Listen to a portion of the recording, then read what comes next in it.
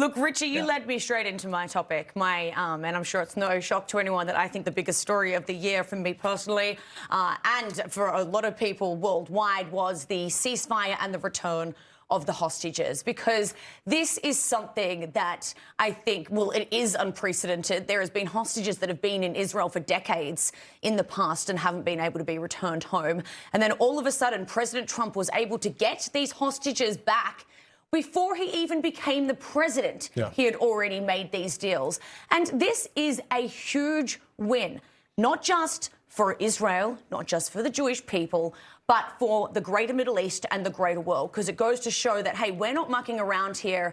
And this is basically creating a perfect example of how the West, at the end of the day, still has control and needs to be the leader of a free world here. Diane, I'll get you just to comment on that.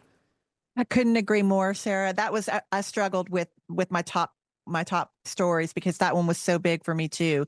You know, peace through strength is one of our core conservative values. The only thing that a bully understands on the schoolyard is a force greater than itself. Trump came to play. He showed the world that he absolutely can get it done, and I think that set the stage for his presidency. Yeah, and Diane, to your point about, you know, Trump showing the world how he gets it done, that brings me to my top story, which honestly for 2025, I think and the reason it's the top story, in my opinion, is because it really touches on all of your top stories.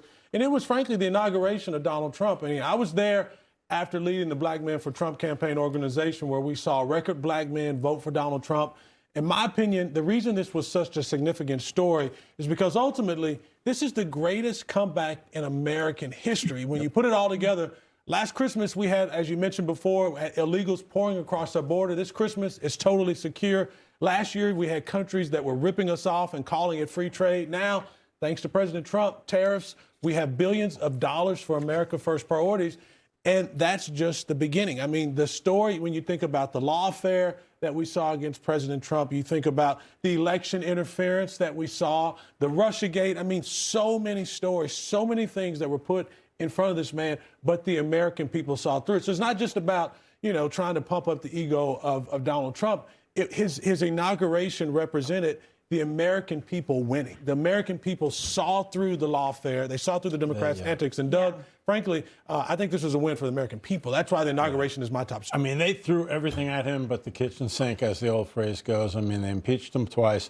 The lawfare cases were absurd. I was very proud to weigh in that I thought the cases were completely misguided, and you saw the way they played out. I mean, it was just disgraceful. But what a comeback. Greatest political comeback, certainly, in American history, in my opinion.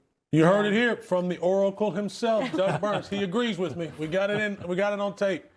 Richard Greenberg, Diane Canada, we thank you so much for being with us. Doug Burns, you stick around. You and Cherie, you're going to be back with us. Thanks, guys. Thank you. Thank you so Happy New much. Year, everybody.